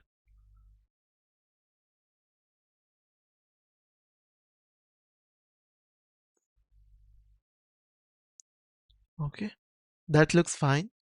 Let's go to this.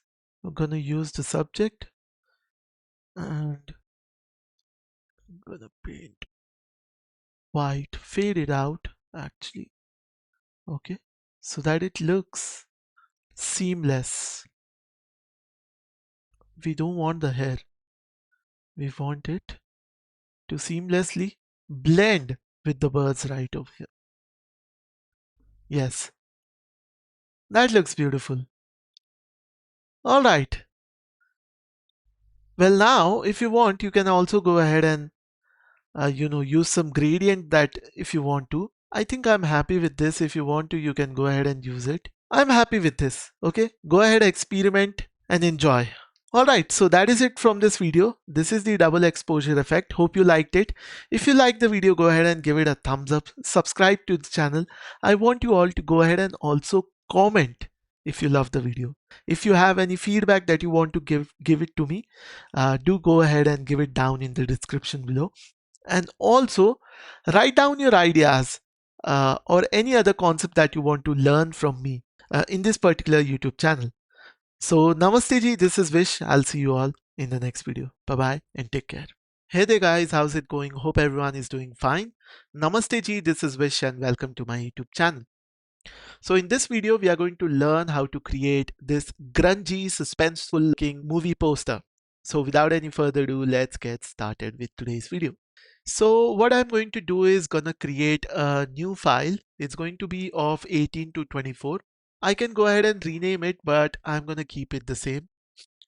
If you're going to print it, if you're going to print the poster, always make sure that you have it at 300 pixels slash centimeters, because this is the best resolution viable for print.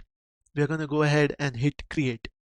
Let me start by writing our text. I'm going to use impact for our example purpose, and let me write dark. I'm going to transform this by hitting Ctrl T. Increase its size to about so much. This is what we want, right? I'm going to place this binding box right over here.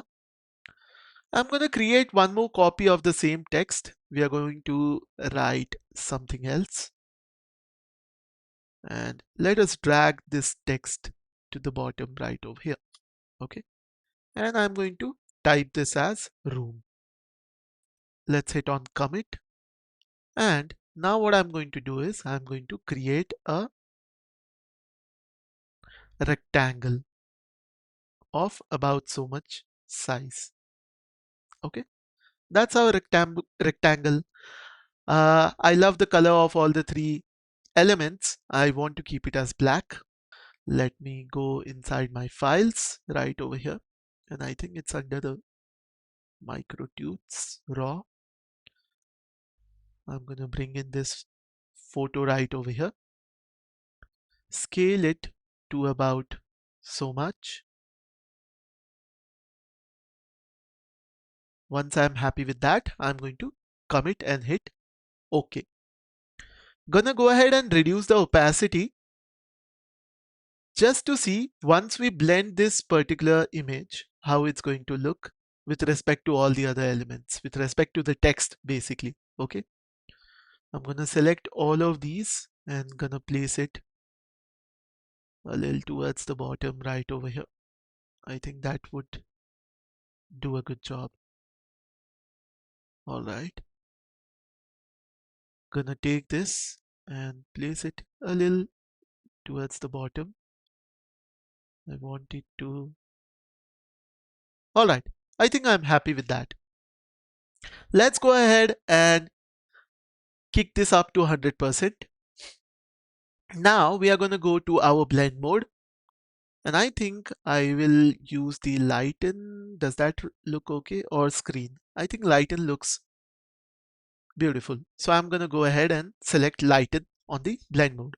Now lighten and screen is with respect to the white background. If I had a black background, I would have used some other effect like color dodge, linear dodge, some other darker effects that would be more suitable. For whiter background, we are going to use lighten. Or you can also use screen, but I think for this purpose, lighten works the best. Okay. So once that is done, let's go ahead and merge all of these three elements together, leaving the background. Okay, we are not going to merge the foreground. We are only going to merge these three elements, which is dark, room, and the rectangle.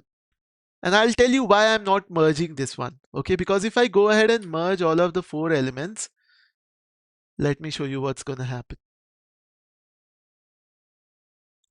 So again, it's not going to work properly. Okay, so therefore, first what we are going to do is we are going to merge these three elements into one layer.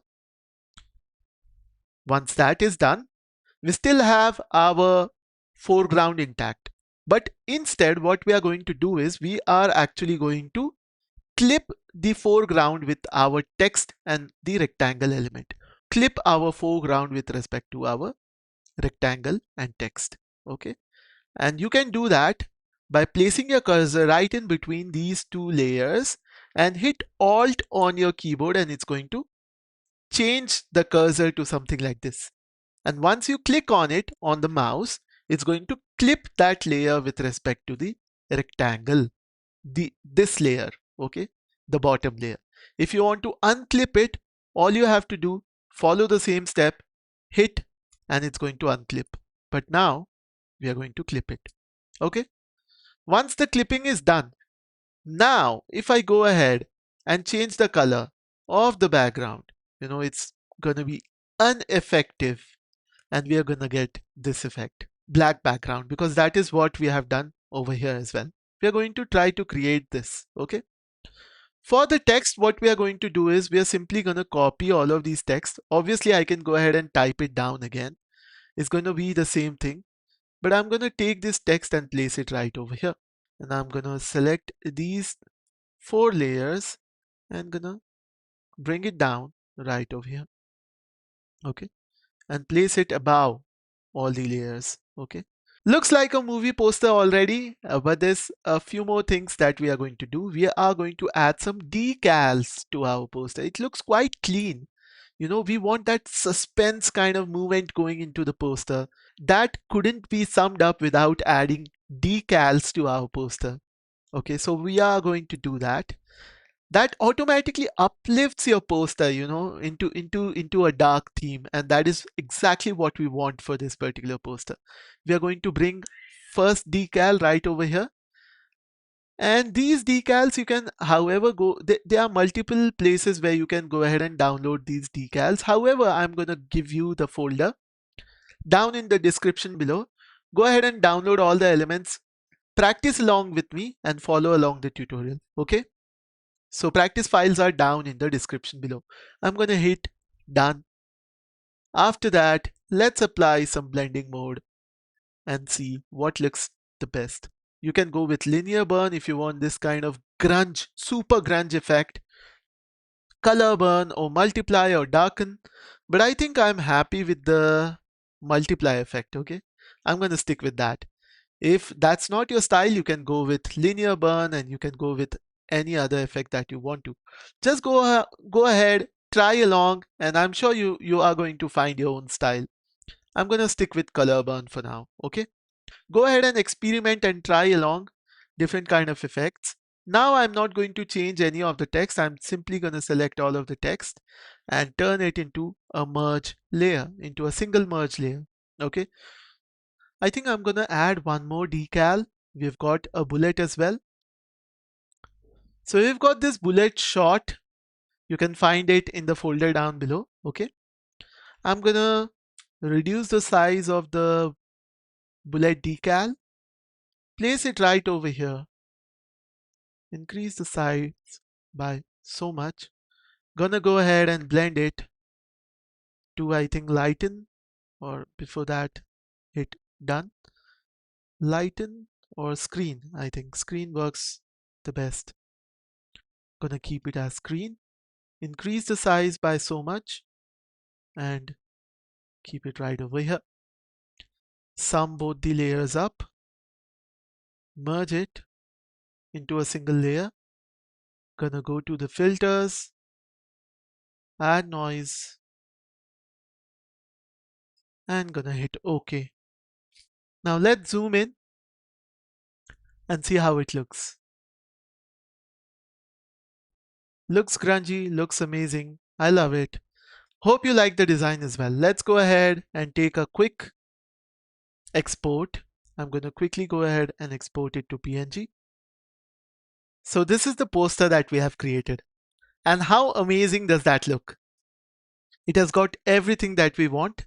All right, go ahead, play around, have your way with it, use the techniques and create something beautiful out of it. Hope you like the video. If you like it, give it a thumbs up, subscribe to the channel and write something beautiful in the comment down below. Really helps to boost the algorithm as well, and it will keep inspiring me to keep making tutorial as such for you guys in the future as well. Namaste ji, this is Vish. I'll see you all in the next video. Bye bye and take care. Alright. Namaste ji, this is Vish and welcome to my YouTube channel. So in this video we are going to learn how to create this maximalism brutalistic style music poster. I've chosen Kendrick Lamar for my example. You can choose any one of your favorite artists for that matter. He's the GOAT in hip hop, so therefore I've chosen him.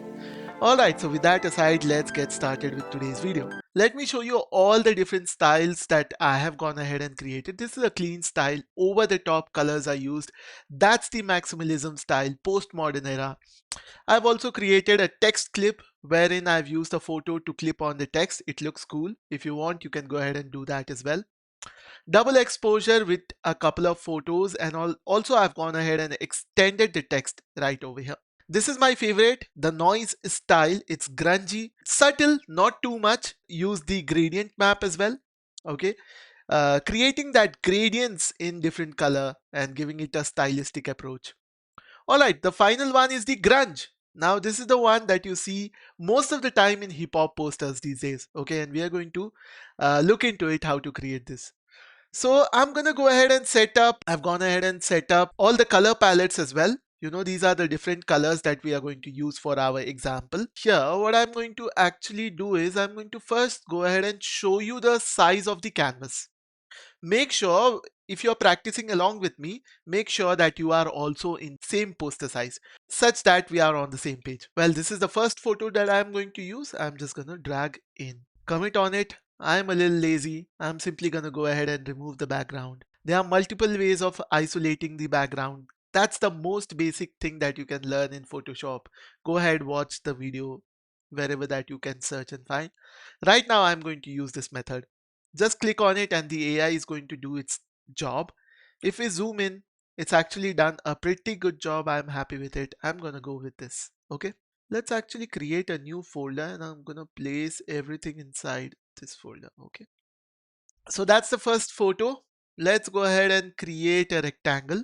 Yes, we are gonna go ahead and change the color to white. After that, let's go to the text.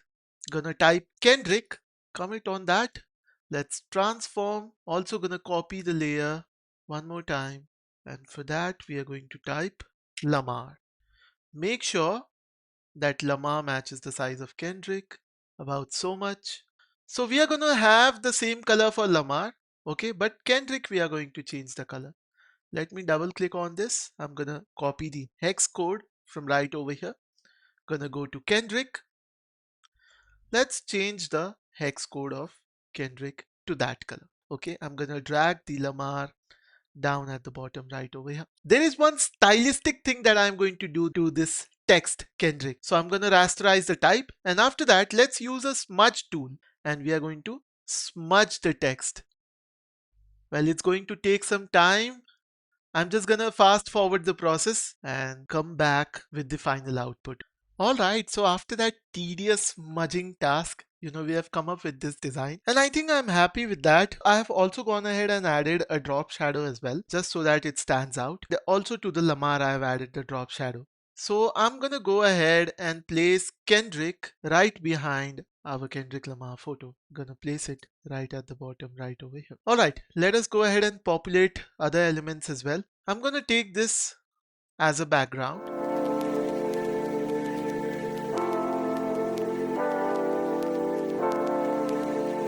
I think I'm happy with that. So right now, as you can see, there is no distinction between the background and the text. So let's go ahead and do something, okay?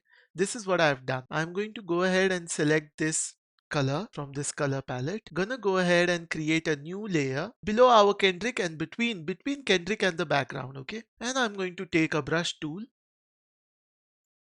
and just brush it with this purple color, because this is what we have done with our design. If you have a look at it, if I go over here and if I show you the original design, this is how it looks, right? So we're going to do something similar to that. Gonna paint is something like this. Okay, so that's going to be the design, and I'm going to leave the hand. It looks mysterious, right? Let us go ahead and populate it with some more elements. Gonna go ahead and bring this star out, and I'm gonna hit OK. Bring the star above. Change this to screen. Place it right over here. I think that looks perfect.